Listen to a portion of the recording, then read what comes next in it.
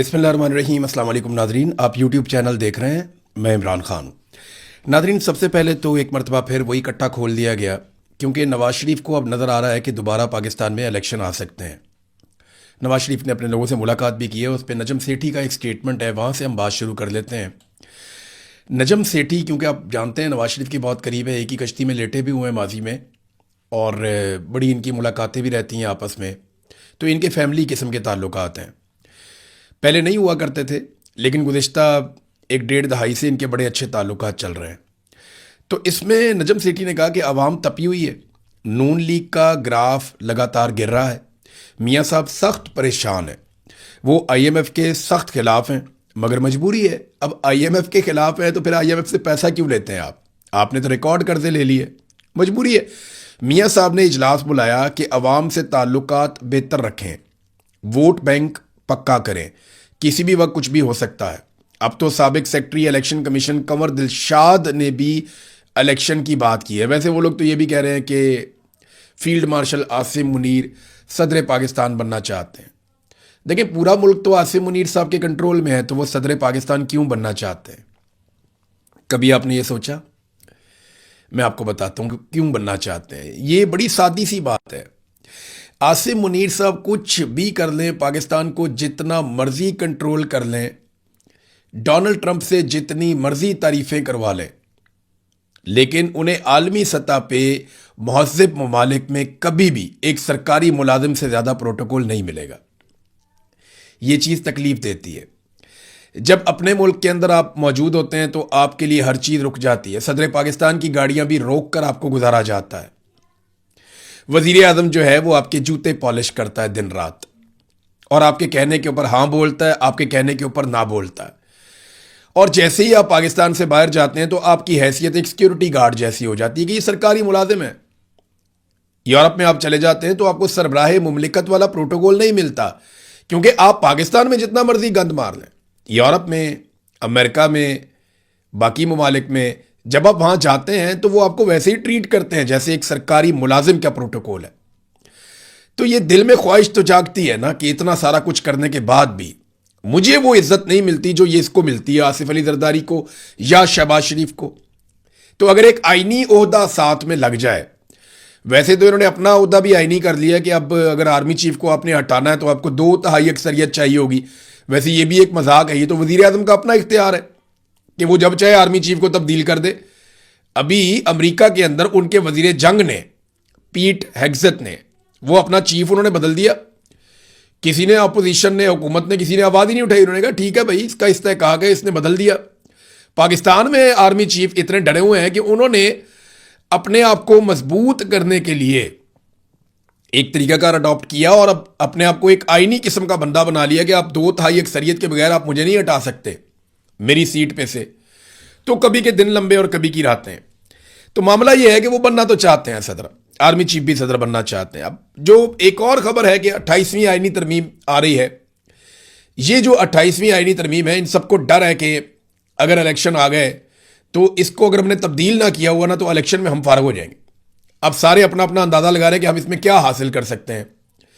यानी military establishment या आसिम मुनीर साहब बैठ के ये देख रहे हैं कि मैं 28वीं आईनी तरमीम में क्या कुछ हासिल कर सकता हूं। तो वो अलग अलग ऑप्शंस पे गौर कर रहे हैं। यानी ऑप्शन ये भी है कि फील्ड मार्शल के ओहदे के ऊपर अगर कोई है तो वो सदारत के लिए अहल हो सकता है। ये भी एक ऑप्शन पे गौर किया जा रहा है। और एक ऑप्शन ये भी है कि अगर कोई फील्ड मार्शल के ओहदे पे है, क्योंकि इस ओहदे को अलग कर दिया ना उन्होंने फौज से, जो जंग जीतेगा, कामयाब होगा, उसको फील्ड मार्शल का ओहदा मिलेगा, तो उसके लिए फिर अलग है, वो उसको इस्तिस्ना भी है पूरी जिंदगी के लिए, जो और किसी फौजी के लिए नहीं है। लेकिन फील्ड मार्शल के लिए, आर्मी चीफ होगा तो उसके लिए नहीं होगा, फील्ड मार्शल के लिए जो वो इस्तिस्ना भी है। ये भी उन्होंने अपने लिए हासिल कर दिया आसिम मुनीर साहब ने। तो वो सदारत के अब ख्वाब देखना शुरू हो गए। उनके दिमाग में अपनी चीजें चल रही हैं, हमने 18वीं आईनी तरमीम कैसे खत्म करनी है, हमने सूबों के इख्तियारात कैसे लेने हैं, हमने पाकिस्तान को ज्यादा काबू कैसे करना है। तो उनके अपने गोल्स हैं, सियासतदानों के अपने। अभी लोग वोट ही नहीं डालते, अब क्या करें। नौजवान सारे के सारे इमरान खान के साथ खड़े हैं, वो बात ही नहीं सुनते। उनको बात यहां से समझाओ, वहां से वो नहीं समझते, दूसरी तरफ समझाओ, वो अगली बात कर देते हैं। नौजवानों के सवालात के जवाबात है नहीं। अब करें क्या, जाएं किधर? तो ये एक तजवीज़ जनाब, ये राणा सनाउल्लाह साहब ने ये एक मरतबा फिर वो टॉक शो में बात कर रहे थे, सलीम साफ़ी साहब से गालिबन मैंने सुना वो क्लिप। तो हुकूमत इसके ऊपर पहले भी कह चुकी है, अब भी कह रही है कि हम वोटर की जो उम्र है वो 25 साल तक ले जाएंगे, यानी जो 18 साल से लेकर 25 साल तक के बीच में 60 साल का एक गैप है वो हम निकाल देंगे। 25 साल का वोटर कर देंगे तो करोड़ों वोटर बाहर करने की कोशिश है। अब नए वोटर जो बन रहे हैं उनसे भी जान छुड़वा लेंगे ये, तो क्या उसके बाद ये इलेक्शन जीत जाएंगे? तो मेरा सादा जवाब ये है कि कोई फर्क नहीं पड़ेगा ज्यादा, क्योंकि 25 साल से नीचे हो या ऊपर हो, कहानी एक ही चल रही है। लेकिन एक सवाल है मेरा, वो ये कहते हैं कि जब वोट लेने के लिए यानी इलेक्शन लड़ने के लिए जब आपकी उम्र 25 साल है, तो फिर इलेक्शन में वोट डालने के लिए आपकी उम्र 18 साल क्यों है? ये सवाल राणा सनाउल्लाह साहब ने पूछा। तो मिच्योर होना चाहिए बंदे को। तो मेरा सादा सादा इसके ऊपर सवाल यह है कि 17 साल का लड़का फौज में भर्ती हो जाता है, सेकंड लेफ्टिनेंट, और वो मुल्क की हिफाजत की अहम तरीन जिम्मेदारी उसको दे दी जाती है, वो भी आप 25 साल कर दें। फिर जो लेक्चरर भर्ती होता है, जो अगली कौम की तरबियत करता है, 17वें ग्रेड के अंदर चला जाता है, वो 21 साल की उम्र में हो जाता है, वो भी आप 25 साल कर दें। फिर जो आपका सीएसएस का एग्जाम है, वहां पे जो सीएसएस करके ऑफिसर आके भर्ती हो जाते हैं, जो अहम तरीन सरकारी ड्यूटीज करते हैं और बहुत बड़ी रिस्पॉन्सिबिलिटी उन्हें मिलती है, वो उम्र 21 साल है। फिर अगर आपने सिविल जज बनना है, आप इम्तिहान में जाते हैं, आप जज बनते हैं, 22 साल की उम्र में आप जज बन जाते हैं और आप लोगों के फैसले करते हैं बैठ के, अहम तरीन फैसले, 22 साल। तो वोटर 25 साल का क्यों? ये सवाल जो है ना, पूरी दुनिया में लोग वोटर की उम्र कम कर रहे हैं, 17 साल, इससे नीचे लेकर जाना चाह रहे हैं। कई ममालिक गौर कर रहे हैं कि हम 16 साल तक वोटर की उम्र कर दें, और इससे नीचे भी ले जाने की बात हो रही है कि नौजवानों का हिस्सा सरकार के अंदर बढ़ाया जाए ताकि नौजवानों का एतमाद बढ़े, वो सिस्टम का हिस्सा बनने के लिए ज्यादा आमादा हो और पॉलिटिकली वो ज्यादा इन्वॉल्व हो चीजों के अंदर, वो अपने मुल्क के बारे में, अपनी कौम के बारे में ज्यादा सोचना शुरू करें, पॉलिटिकल अवेयरनेस आए। दुनिया ये सोच रही है, हम कह रहे हैं नहीं हम 25 साल तक लेकर जाएंगे, क्योंकि इस वक्त सियासतदानों का मफाद है। इलेक्शन जीतने के लिए पाकिस्तान की मिलिट्री एस्टेब्लिशमेंट और उनके साथ मिली हुई जमातें ये किसी भी लेवल तक जाएंगे। मैं आज की बात कर रहा हूं, हो सकता है कल एक दिन आए कि नवाज शरीफ फौज के खिलाफ खड़ा हो जाए। वैसे तो मुश्किल ही लगता है, क्योंकि नवाज शरीफ जब भी फौज के खिलाफ खड़ा हुआ या फौजी मुदाखलत के खिलाफ खड़ा हुआ, नवाज शरीफ अपनी जाती पॉलिटिक्स के लिए खड़ा हुआ, पाकिस्तान के लिए कभी नहीं खड़ा हुआ। जैसे ही मौका मिला नवाज शरीफ वापस जाके गोद में बैठ गया, हमेशा नवाज शरीफ ने यही किया। अब आजाद कश्मीर और गिलगित बल्तिस्तान का इलेक्शन है, एस्टेब्लिशमेंट के लिए दर्द सर बने हुए, हर हाल में वो चाहते हैं कि इलेक्शन जीतना है, क्योंकि उन्हें यही टारगेट दिया गया है कि आजाद कश्मीर और गिलगित बल्तिस्तान किसी सूरत हार नहीं सकते। वहां पे मुकम्मल कंट्रोल चाहिए, सेक्टर कमांडर्स की दुर्गत बनी हुई है, कभी इधर भाग, कभी इसको भगा, कभी उसको भगा, कभी ये देख, कभी वो देख। एजेंसियों के दफ्तरों के अंदर सेल बने हुए हैं कि जनाब आपने कुछ भी करके इन 2 इलेक्शंस के अंदर पाकिस्तान तहरीके इंसाफ को, इमरान खान फैक्टर को आपने बाहर रखना है। अब वही किया गया, यानी जो चीजें अभी तक सामने आई हैं और जो ये करने जा रहे हैं, मैं आपको बता देता हूं। एक तो इंटरनेट बंद करेंगे, मोबाइल सर्विसेज भी बंद की जाएंगी, जाली नताइज जैसे पहले जारी किए, ये फिर जाली नताइज जारी करेंगे। फिर सख्ती भी इंतहाई दर्जे की जा रही है। पाकिस्तान तहरीके इंसाफ के लोगों को धमकाया भी जा रहा है कि आप बेफिक्र हो जाएं, आप इलेक्शन नहीं जीतेंगे, आप जो मर्जी कर दें, जितने मर्जी वोट आप ले लें। फुल मुदाखलत हो रही है टिकटों की तकसीम में भी। ये पाकिस्तान तहरीके इंसाफ के अंदर बहुत कोशिश की है एस्टेब्लिशमेंट ने कि ऐसे लोगों को टिकट पाकिस्तान तहरीके इंसाफ दे जो बाद में आराम से एस्टेब्लिशमेंट के कंट्रोल में आ जाए। पहले भी ऐसे हुआ था, पंजाब में खासतौर पर ज्यादा हुआ कि टिकटों की तकसीम में ऐसे लोगों के पास टिकट चले गए जो बाद में इलेक्शन जीतने के बाद इमरान खान साहब की पार्टी को छोड़ के बेवफा बन गए। और ये इमरान खान साहब ने जब 2018 का इलेक्शन लड़ा था तब भी हुआ था, तब भी एस्टेब्लिशमेंट ने अपने बंदे इंजेक्ट किए थे इनकी पार्टी के अंदर। उन बंदों ने जब इलेक्शन जीत लिया इमरान खान का नाम लेकर, तो बाद में 20-22 लोग छोड़ के चले गए इमरान खान को, जब रजीम चेंज ऑपरेशन हुआ था। अभी आजाद कश्मीर में लोग शिकायतें भी कर रहे हैं, गिलगित बल्तिस्तान में भी की हैं, आजाद कश्मीर में लोग शिकायतें कर रहे हैं कि जनाब हमारे जो नजरियाती लोग हैं उनको नजरअंदाज किया जा रहा है, और जो कमेटी बनाई गई है उस पर भी हमें एतराजात हैं। कोई लोग एहतजाज करने के लिए बैरिस्टर गोर के घर तक पहुंच गए थे, वहां पर उन्हें सिक्योरिटी फोर्सेज ने प्रोटेक्ट किया उनके घर को। लोग एहतजाज कर रहे हैं, आजाद कश्मीर में भी, गिलगित बल्तिस्तान में भी दबाव डाला जा रहा है, और कोशिश यह है कि कुछ भी करके या तो एस्टेब्लिशमेंट के बंदे आए जिन्हें तोड़ा जा सके बाद में, या जाली इलेक्शन करवा के पाकिस्तान तहरीक इंसाफ के उम्मीदवारों को बाहर रखा जाए। इंतखाबी निशान तक तो छीन लिए गए हैं, पुराना तरीकाकार यहां पे भी इस्तेमाल किया जा रहा है। नाज़रीन, कराची में एक ज्वेलर की दुकान के ऊपर एफआईए के एहलकारों ने छापा मारा, उसकी वीडियो बाहर आ गई। ये ना नॉर्मली यही करते हैं लोगों के साथ। वो ऑफिसर है, वो चपेड़े मारता जा रहा है। ये क्या है, ये बताओ, धर चपेड़, ये बताओ कहां से आया, फिर चपेड़। यानी वो ऐसे थप्पड़ मार रहा है, थप्पड़ो थपड़ी कर दिया उसने लोगों को। ये कौन सी तफ्तीश है? आपने छापा मारा, आप चीजों को कब्जे में लें, आप सील करें, आप लोगों से सवालात करें।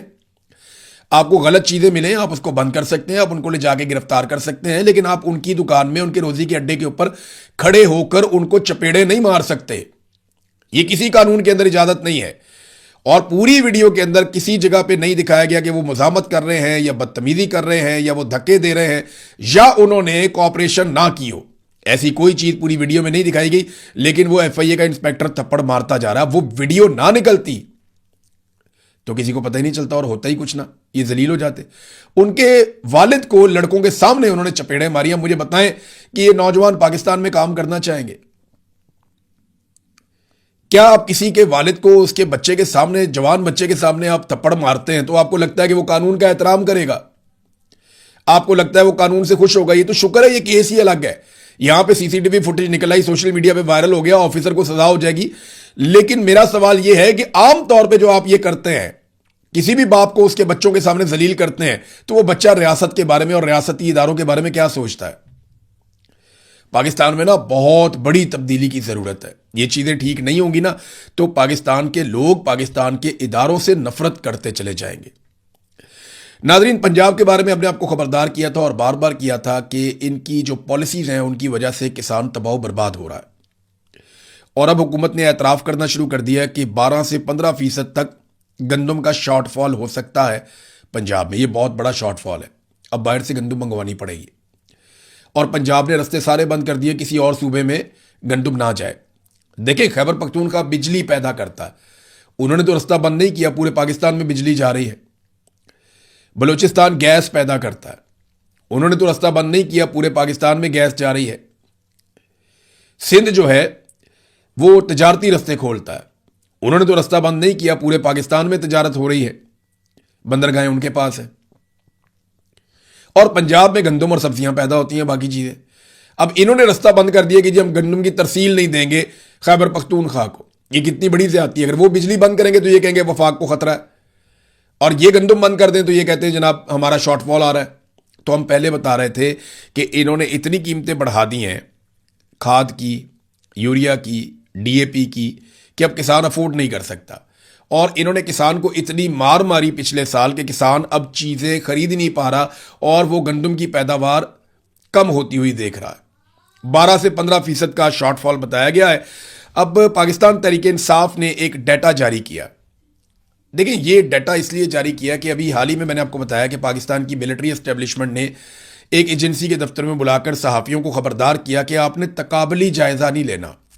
तकाबली जायज़ा कहते हैं कि इमरान खान के दौर का मौजूदा दौर के साथ मवाजना करना। इस पे उन्होंने मना किया। उन्होंने कहा ये आपने नहीं करना, आपने हमारा मवाजना करना है तो आप हमारी हुकूमत के साथ कर लें, पिछले साल के साथ कर लें कि हम पिछले साल से कितने बेहतर हैं या कितने बुरे हैं। इमरान खान के दौर से ना करें, वो दौर और था, ये दौर और है, वो हालात और थे, ये हालात और है। क्यों जी? मवाजना जब होता है तो दो अलग अलग हुकूमतों में ही होता है ना।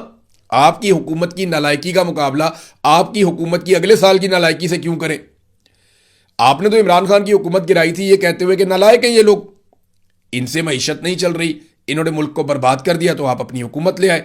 तो अब जो आदादोशुमार तहरीक इंसाफ ने जारी किए मैं आपको पढ़ के सुना देता हूं। सोना यूरिया ये खाद है जी, इमरान खान के दौर में 2011 रुपए की और आज है 4628 रुपए की, दुगने से ज्यादा कीमत। अच्छा जी, di ammonium phosphate DAP Imran Khan साहब के दौरे हुकूमत में 9273 रुपए की, आज 15658 रुपए की। इजाफा हुआ 6385 का। किसान बेचारा कहां से लेकर डाले? सीमेंट, हालांकि अभी रियल स्टेट का जो कारोबार है पाकिस्तान में काफी नीचे गया है, लोग बेचारे किराए नहीं दे पा रहे घरों के, अपने घर कैसे लोग बनाएंगे। तो 50 किलो वाला जो सीमेंट का बैग है इमरान खान के दौर में 865 रुपए का था, ये कहते थे बहुत महंगा है, और आज वो 1530 रुपए का है। नवाज शरीफ के दौर में 665 रुपए का इजाफा किया गया, लगभग 80% तक इजाफा हुआ, दुगना हो गया। सीमेंट भी महंगा कर दिया। गैस के जो चार्जेस हैं 3.3719, ये इसकी एक पैमाना होता है गैस को नापने का। तो ये जो जितनी गैस इमरान खान साहब के दौर में 142 रुपए में मिलती थी ना आपको, जितनी गैस इमरान खान साहब के दौर में आपको 142 रुपए की मिलती थी, उतनी गैस आज के दौर में आपको 2567 रुपए की मिलती है। लगभग 20 गुना इजाफा किया। 20 से आप जरब देते हैं, इतना इजाफा इन्होंने कर दिया गैस की कीमतों में। एलपीजी सिलेंडर, ये जो 11.67 किलो वाला होता है बड़े साइज का, ये इमरान खान के दौर में 2400 रुपए का था, आज 4800 रुपए का है, दुगनी कीमत हो गई। 2425 का था, आज 4795 का है, दुगनी कीमत। पेट्रोल इमरान खान के दौर में 150 का था, आज 410 का है, लगभग 260 रुपए का इजाफा।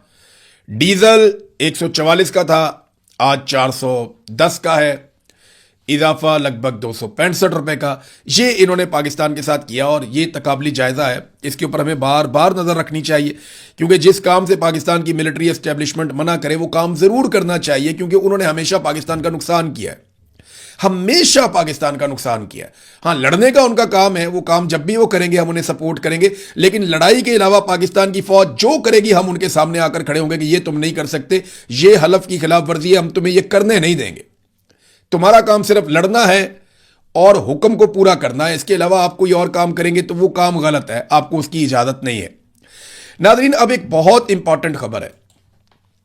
ये खबर जो है ये अमेरिका से, इसराइल से और ईरान से, ये तीनों तरफ से आई है, और जो शराइत रखी गई है ईरान की जानिब से और अमेरिका की जानिब से, वो सारा मामला अब खुल गया है।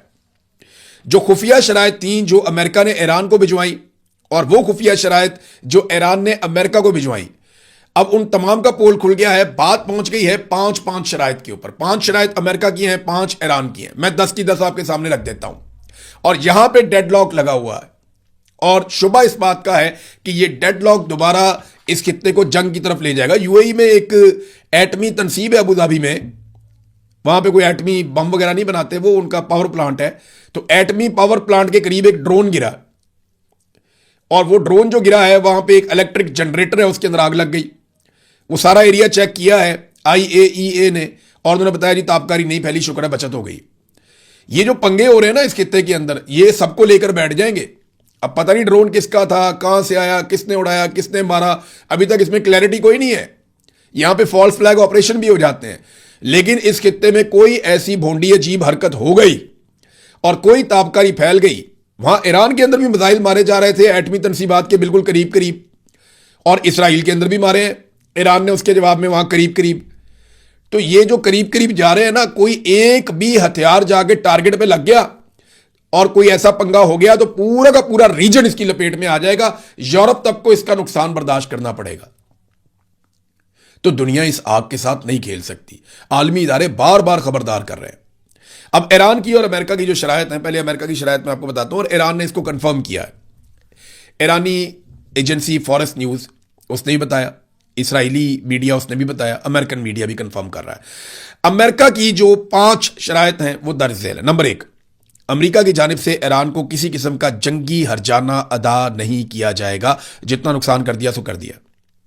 नंबर 2, 400 किलोग्राम अफसूदा यूरेनियम अमेरिका के हवाले किया जाए, पूरा 400 किलो उन्होंने मांग लिया कि ये आप हमारे हवाले करें।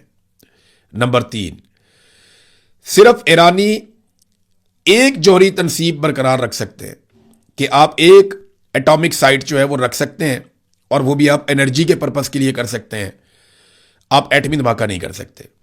तीसरी शर्त ये उन्होंने रखी। चौथी शर्त, ईरान के जो मुंजमद असासे हैं उनमें से हम सिर्फ कोई 25% से कम अमेरिकन जो हैं वो उनको डी फ्रीज करेंगे।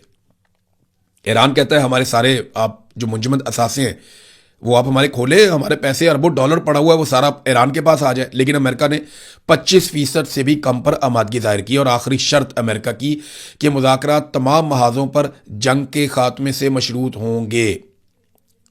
तमाम महाज का मतलब आबना हुरमज़ भी है, तमाम महाज का मतलब गज़ा भी है, लबनान भी है, तमाम महाजों का मतलब हर जगह पे ईरान के साथ अमेरिका बैठ जाएगा।